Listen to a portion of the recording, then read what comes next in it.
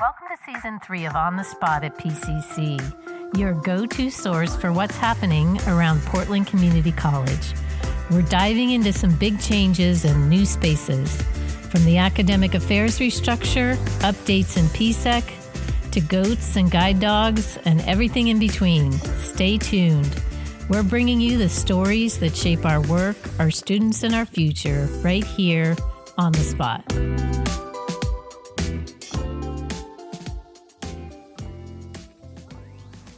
What do you get when you combine a new 10,000 square foot building, cutting-edge technology, and a whole bunch of animals?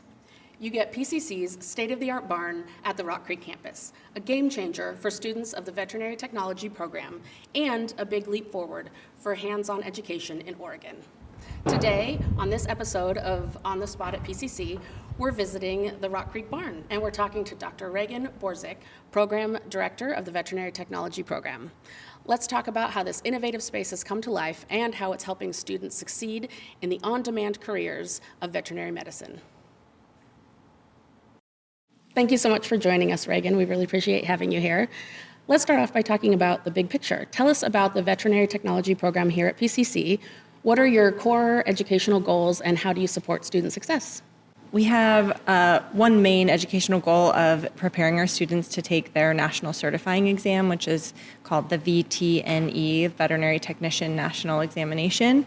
And any graduating veterinary technician student in the United States has to take that exam before they can actually practice as a veterinary technician.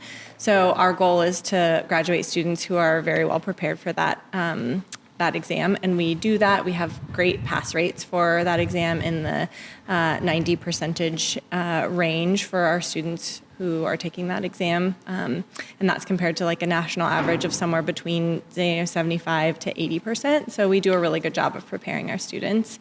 And so that's kind of like the meat of it, I guess. But we also, as a team, as a veterinary technology team, teaching team, want to prepare our students for their careers. We really want them to have longevity in their careers.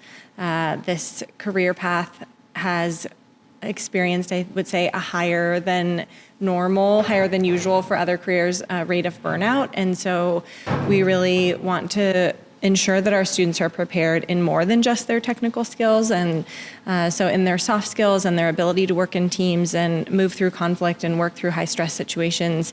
Our team works really hard to try to help foster that type of learning in our program as well, because I think that really translates into an ability to navigate some of those challenges in the veterinary clinical environment. So just like any other medical industry, veterinary medicine is always changing and evolving. How does the PCC program really stay up to date with those animal healthcare trends? Yeah.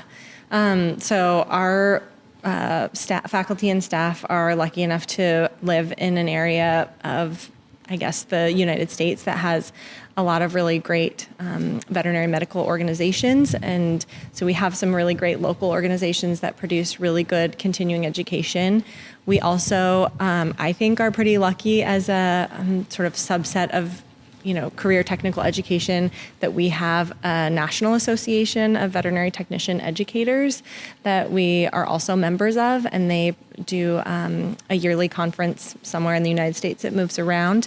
And so we have the ability to network with colleagues about how they're approaching different parts of their veterinary technology curriculum and sort of brainstorm how that might work for us, or see what others are doing. So we really try hard as a team to stay up with continuing education in that way, both in the veterinary side, like the veterinary clinical side, but also in the instructional side, the educational side.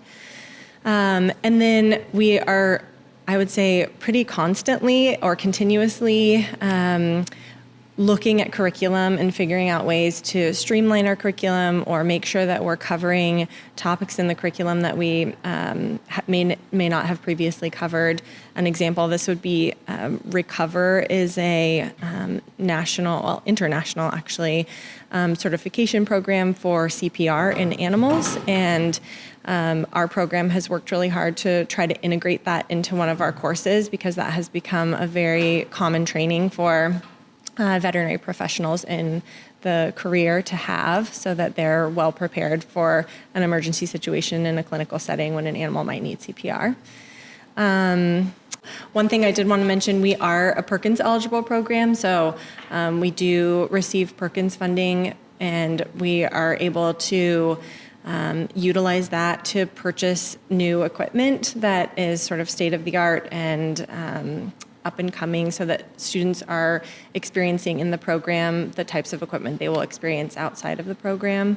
Also part of Perkins, I really love spending time with high school students who are interested in careers with animals, and so we get to go out into high schools and do outreach, and I go and dissect cow eyeballs with a local high school, and some students really like that and some students don't like it as much, but yeah, so I really like that part of, I think it's a great ability to be able to provide our students what will work really well for them and the learning that they're going to need in their careers, and also be able to sort of foster the interest in veterinary careers or animal health careers at the high school level as well.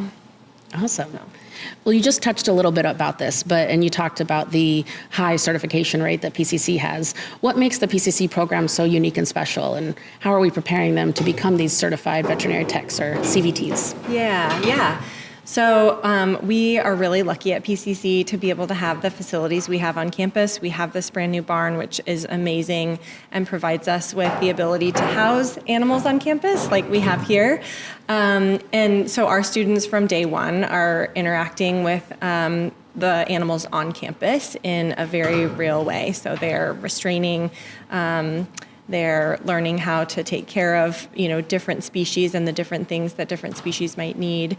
What we're not in the kennel right now, but across from the barn here is our kennel facility where we do house dogs and cats as well. So we have all these animals on campus, and I often hear people refer to it as like a living laboratory. So we are able to, use these animals in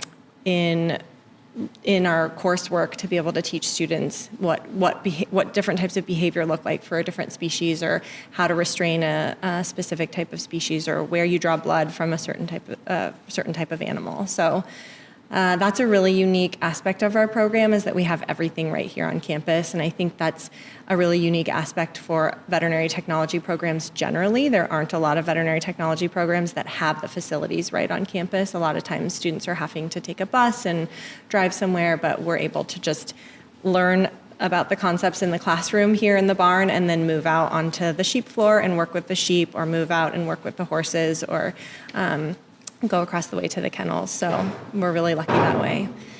I also think that our veterinary technology team is really motivated. We really care about our students. We just had orientation last week, and one of the things we tell them when they come into the program is, it was really competitive to get into the program, but now that you're here, the competition is over. We all want you to be successful, and we're here to help you get there. And we want them to use each other in that way too. We want them to lift each other up and help each other study and figure out how to get through some of the academic rigor that does come with our program. And we hear that from students as well. A lot of times I'll hear little things about, like, it really feels like you guys care. And it's great to hear that, because we really do care. We really want them to be successful here, and then we really want them to be successful in their careers. So that's awesome.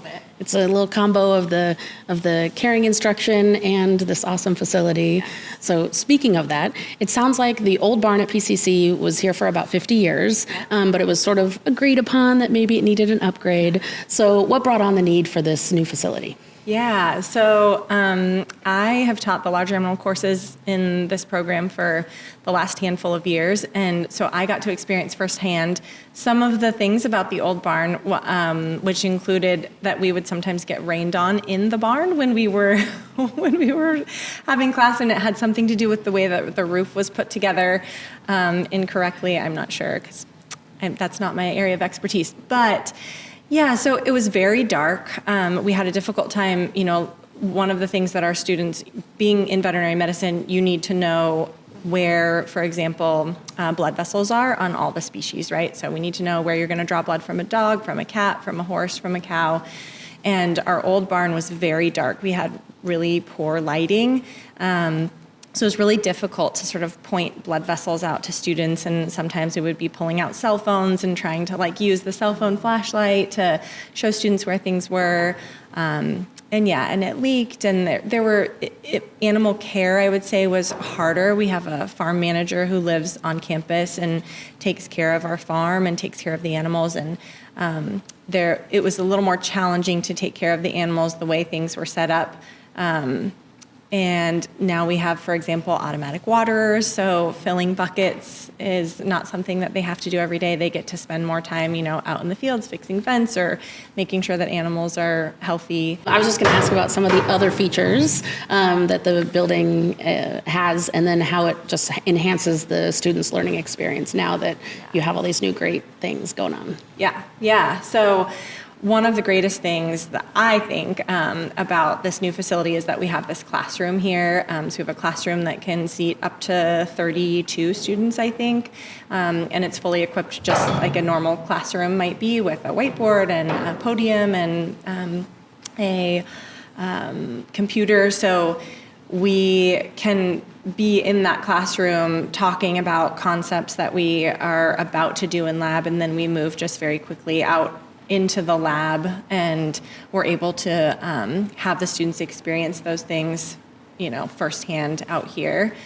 So that has been really amazing, because previously we would lecture down at campus and then we would come up here, but there's just this kind of disconnect that occurred. It was 20 minutes by the time everybody gets their clothes changed and they get out here, and it just felt like there was sort of a disconnect, and now we are able to move right into that learning. I also think that classroom has the potential, and was used this summer for some of this, but for some really great outreach with our local 4-H communities or high school or summer camps, where we're able to have some community members who are interested in animal health careers come in and learn about things in the classroom, and then go spend time with the animals in the barn too. So I think that community college idea of engaging the community and having them come to campus and be able to participate in things on campus, we are really able to fulfill that with this classroom barn combo.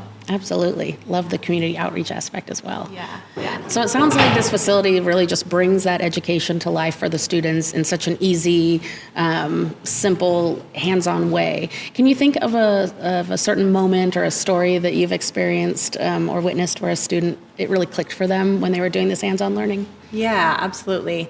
I could probably think of about 1 million, but I think one of my favorites, it's hard. So one of my favorites is, in one of our large animal labs, we typically lecture on something. We were preparing to do a certain type of lab, and then we go out and work with that particular species, accomplishing whatever goals we were going to do for that lab. And we had done that, this was probably 3 years ago or so, we had done that, and we were out, doing lab with, and I can't remember what species, we might have been working with horses, and I looked over on the sheep floor, and one of the ewes was in active labor. And so I said, hold on, everybody, stop. We're going to stop the horse lab for right now, and let's just go watch what's going on. And so we got to sit there and watch this ewe give birth to her twin lambs and talk through, what stage of labor is she in, and what should we expect, what would be normal right now, what things would make you concerned if you did or didn't see her doing certain things. And then when the lambs were on the ground, what do we expect to have happen now, what would be abnormal, what things should we think about medically for both the ewe and the lambs for follow-up care, or what we might tell an owner to watch out for if we were gonna, if we were in a client situation. So that kind of learning that is just, comes with having a working farm like this is something that I think is really amazing. And students, I still have students, if I see them who were in that class, will be like, yeah, it was the class that the ewe gave birth in the middle of lab. So they absolutely remember things like that. That's an impromptu lesson you can't get anywhere else. Definitely. Yeah, I could not have planned that. And before we started, you were telling me about how the first week of classes, new students get to experience working with the large animals. Yes, yeah. So a lot of times we have a lot of our students coming into the program don't have a lot of experience, or they may have no experience with large animals. And large animals are large. So, our horses weigh somewhere between 900 and 1,200 pounds. And so oftentimes, we have these students come in that don't have that experience, and the first week of classes, we actually have them in the barn working with the horses. And it is really fun as an instructor to be able to help kind of talk them through, I can see that you're feeling nervous, or you haven't had experience with large animals before, but here's the things that we're going to look for, and here's how we want to approach them, and here are the behaviors we expect to see, and here are behaviors that are going to make us go, we're just going to pause and reassess. And here's how you place a halter on a horse, or here's how you restrain this animal. And it's so rewarding to see them, students go from, this is a really big animal and I'm really worried about it, to, oh, okay, I get this. I can do this, and I'm doing this, and now I'm walking this 1,200-pound horse in a circle. And that empowering moment where they realize that this really scary thing, if they just sort of approach it step by step and they take what they learned and they apply it in real life, they can accomplish these things that seem really scary and really hard in the beginning. And that does translate, we have not very many people go into large animal medicine. That's kind of the nature of veterinary medicine right now. We have a shortage of large animal veterinary technicians and veterinarians.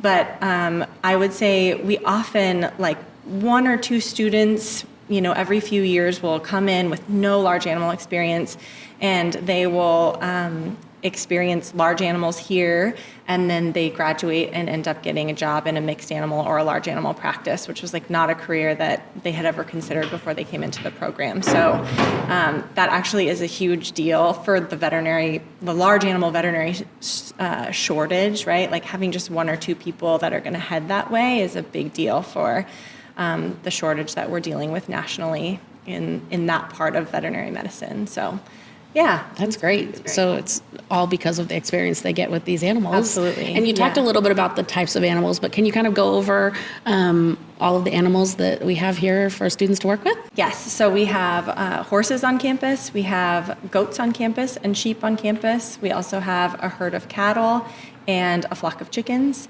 and that's in the barn. And then on the more companion animal side of things, we have dogs and cats. And we also have rabbits, mice, and rats that we use for teaching purposes for students. Awesome. How does PCC acquire these animals? Oh, yeah. It's really varied. So in the barn, we oftentimes are breeding. So we'll breed the sheep, we'll breed the cattle, we'll breed the goats to have replacements, is what it's called, or to grow the herd so that we have more of the same species. On the dog and cat side, we typically work with shelters and rescues to be able to, what our hope is that we can help the shelter or rescue by bringing the animal in, providing any medical care it might need while it's here. So that might be radiographs or, some sort of medical vaccination, deworming, things like that. And when they're here, we oftentimes advertise them as adoptable, so they get a different exposure than they might at the shelter that they've been at. Who takes care of the animals full-time when students aren't around? Yes, good question. We do have student employees which help us a lot with animal care, but we also have a farm manager who lives on campus, and she is actually a graduate of our program, and she takes care of the animals as well, oversees student employees, and makes sure that everybody's where they're supposed to be and doing what they're supposed to do. So. And I'm sure the answer to this next question is a variety, but since there are so many animals, how exactly do students get that hands-on training and get to work directly with the animals? Yes, great question.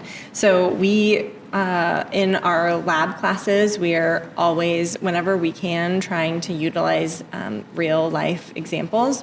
And because we have animals on campus, we're able to do that. So, when we're talking about the lab that the students were in this week with the horses, this was their haltering lab. So they learned how to evaluate animal behavior. They learned how to apply a halter and lead a horse around. And then they went and did that in the stall and in the barn. They also learned how to groom, so that we pulled some horses out. They were able to groom horses and practice what using all the different grooming tools look like. So we use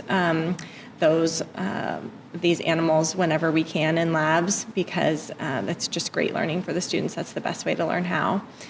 Students also have the opportunity to come out here and spend time with animals when we're not here. There's some animals that we say, oh, that one needs like somebody with a little bit more expertise, but we're very communicative about who's okay and who's not. And I oftentimes will find students on the sheep floor. The sheep are very, very friendly. Our students, our vet tech students, are allowed to go on the sheep floor. So we have these authorized personnel only, and they are considered authorized personnel because they know, how to be safe around them. But a lot of times students will come out and just kind of decompress and spend some time out here. Finals week or midterms week is a lot of when I'll see them come out and just kind of be in the barn where it's quiet and you get to hang out with an animal. And that's nice to have that opportunity. Yes, yeah, it is. Is there any last thing you'd like to share about the Vet Tech program, or encourage people to check it out? Yeah, I mean, I'm completely biased because I love this career, but I think a career in veterinary medicine is an amazing career. There's so many different opportunities for how you can work and where you can work and what working in veterinary medicine looks like. So, yeah, I would encourage anybody to check it out. Awesome. Well, thank you so much for being here today, Ragan, and thanks to the animals behind us. We really appreciated learning more about the program and about this awesome new building. Yeah, thanks for coming. We're happy to have you. Thank you. Yeah. To our listeners, thanks for tuning in and all you do to support PCC students.